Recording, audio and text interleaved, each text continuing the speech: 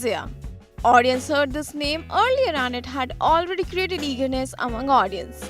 The lead of this film are Harshvardhan Kapoor and Sayami, who are making their Bollywood debut with the film.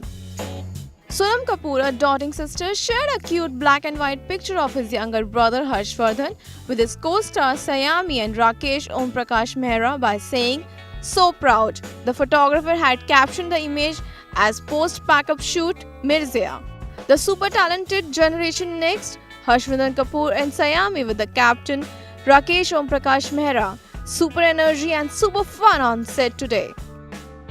The lead actress of the film, Saima Khair, is Bajram Mastani actress Tanvi Azam's niece, and this epic love story is scheduled to release on October 7.